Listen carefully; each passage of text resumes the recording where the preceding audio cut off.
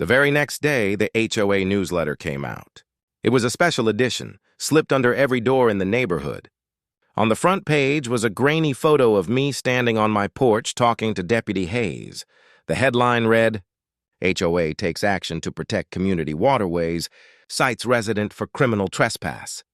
The article, written by Meredith, painted me as a rogue homeowner who was endangering the entire neighborhood with a dangerous, illegal structure. It was a complete work of fiction, a public shaming designed to destroy my reputation and justify her actions.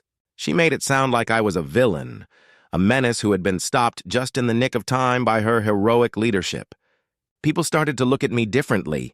Neighbors who had been friendly a month ago now averted their eyes when I got the mail. The whispers started. I heard them through my open window one afternoon. Did you hear about Jack? I guess that dam really was illegal. Another said, I don't know. Meredith can be tough, but she wouldn't just make this stuff up, would she? My small base of support was crumbling under the weight of her official-looking lies. The harassment logs I had passed out felt like a foolish gesture. No one wanted to get caught in the crossfire now that the police and the courts were involved. That night, I sat at my kitchen table with my wife, Sarah. She had been my rock through all of this. But for the first time, I saw real fear in her eyes. Jack, she said, her voice quiet. Maybe it's time to just give up. Pay the fine. Tear down the dam. It's not worth going to jail for. The thought was sickening, but I couldn't ignore it. The fight was costing us everything. The legal threats were terrifying. My good name in the neighborhood I had called home for 3 decades was being dragged through the mud. My savings, the money we had worked our whole lives for, was under threat. I was tired. I felt defeated. I had spent weeks fighting for what was right, only to be crushed by the system. Giving in felt like a betrayal of everything I believed in. But what was the alternative? Sitting in a jail cell while Meredith celebrated her victory, I was at my lowest point. I truly considered just surrendering. The next morning, I made my decision. I would comply with the court order. I couldn't risk going to jail. It was a bitter pill to swallow, but my family came first. I called a local contractor who had a small excavator and hired him to come out the next day. The day he arrived was gray and overcast, matching my mood perfectly. With a few powerful movements of the machine's arm, the dam I had spent 2 months carefully building was reduced to a pile of rubble. It was heartbreaking to watch. As the contractor loaded the broken concrete and rocks into a dump truck, I took a picture of the destroyed dam with my phone. This was another piece of evidence. Proof that I had complied with the unjust order. I sent the photo to the HOA with a simple, 1-sentence email. The structure has been removed per the court order. Meredith didn't reply. She didn't need to. She had won, but then something unexpected happened. As if on cue, the sky opened up. It started raining. Not just a light spring shower, but a heavy, relentless downpour. It rained all afternoon and all through the night. The kind of storm that would have tested the dam to its limits. But the dam was gone. The next morning, I woke up to frantic phone calls. It was Hank, my next-door neighbor. Jack, you have to see this, he said, his voice panicked. I walked to my back window and looked out. The creek had become a raging brown river. The water was higher than I had ever seen it. It had completely submerged the lower half of my yard, and Hank's yard was even worse. A wave of muddy water was creeping up his lawn, already lapping at the wheels of his brand-new riding mower. Eleanor's yard on the other side was a lake. The water was only a few feet from her back patio. By removing the one thing that was controlling the water, Meredith had gotten exactly what she wanted. And in doing so, she had unleashed the very disaster the dam was built to prevent. The neighborhood was literally sinking under the weight of her victory. And as I stood there watching the floodwaters rise, a new plan began to form in my mind.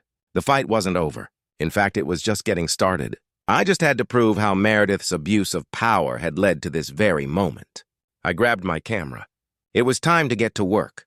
The flood was a disaster, but it was also an opportunity. As I watched the muddy water swallow my neighbors' yards, I knew this was the turning point. Meredith's victory had a very visible, very expensive price tag, and everyone could see it. For 2 days, I did nothing but document the damage. I used my camera, the one Meredith had tried to find me for, to record time-lapse videos of the water rising and then slowly, painfully receding.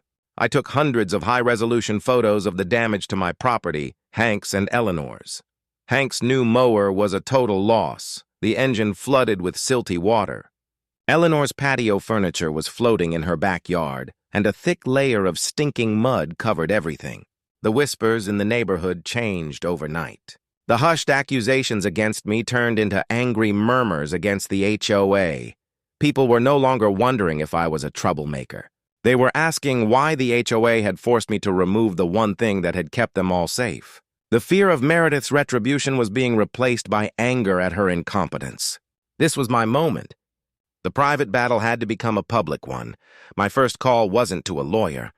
It was to the local news. I looked up the number for the station's investigative team, the ones who did the stories on consumer rights and government corruption. I left a message, keeping it short and to the point. I said, "My name is Jack Peterson. My HOA used forged documents to fine me $50,000 and force me to remove a flood control dam. Now our neighborhood is underwater. I have all the proof." I didn't know if they would call back, but it was a shot I had to take. To my surprise, a reporter named Maria Reynolds called me back within the hour. She sounded intrigued but skeptical. "Mr. Peterson," she said, "that's a pretty serious accusation." "You said you have proof?" "I have everything," I told her. "Every email, every fake document, videos, an engineer's report, and a backyard full of floodwater to prove my point." We scheduled a meeting for the next day.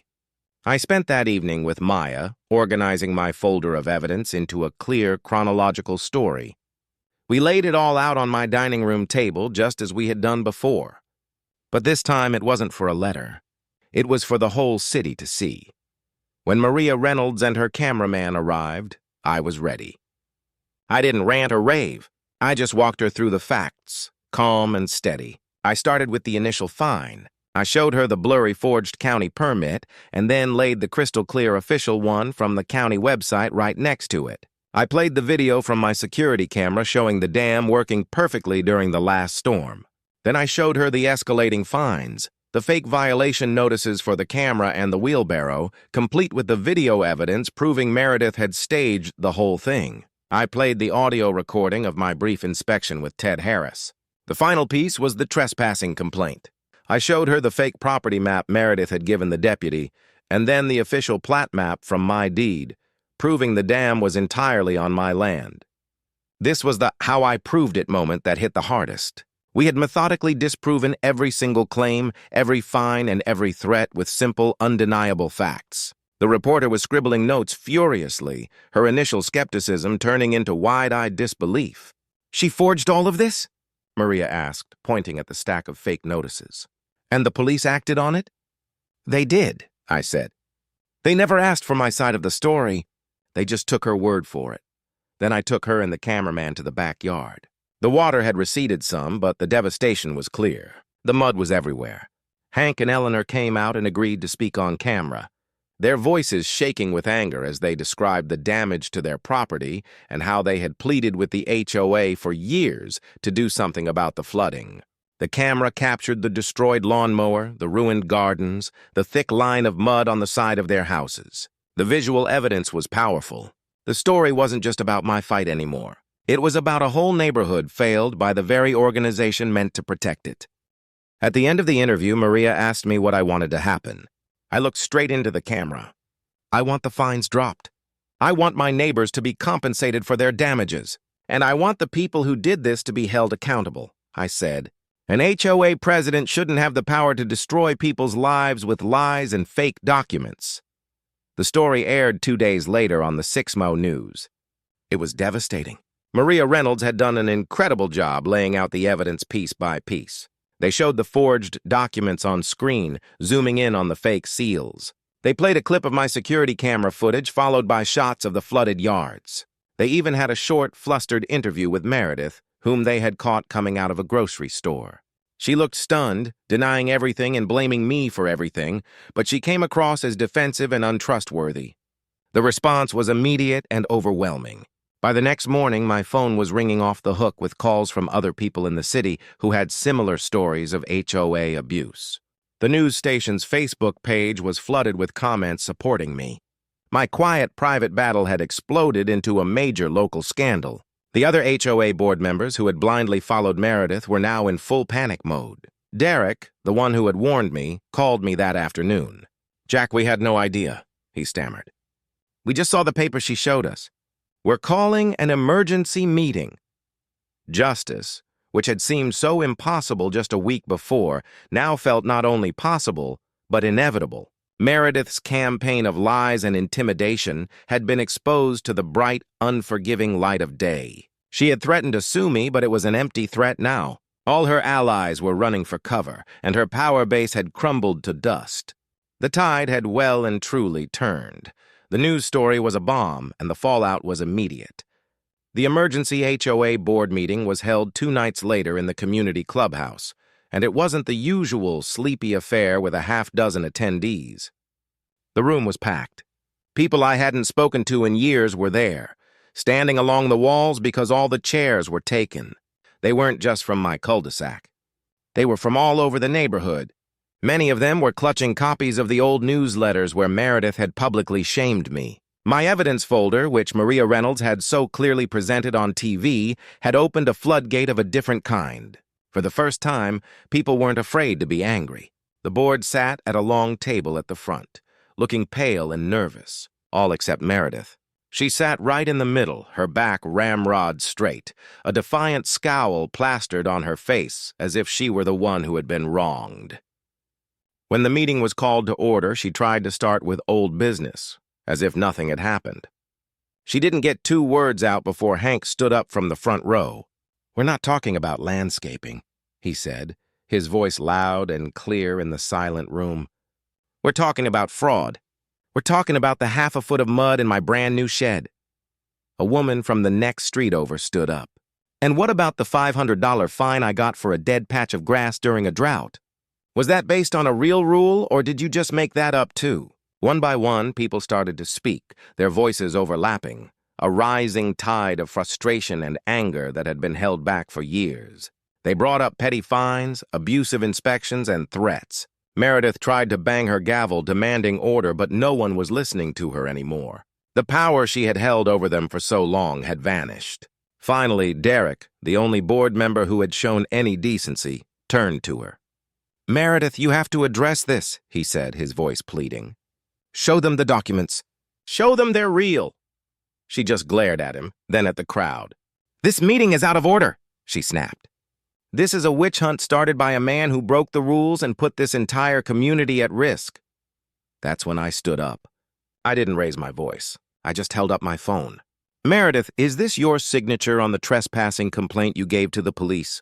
I asked, showing a close-up photo of the document.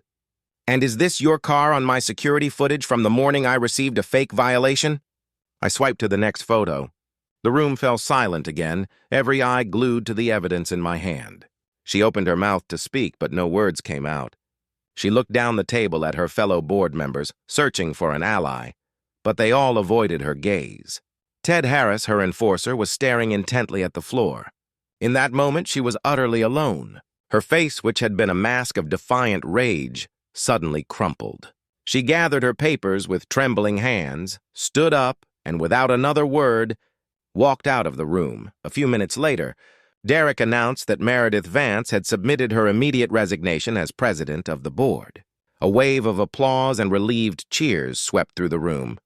The rest of the meeting was a blur of motions and votes. The remaining board members, desperate to save themselves, agreed to everything. First, they voted unanimously to rescind all fines against me, totaling over $60,000.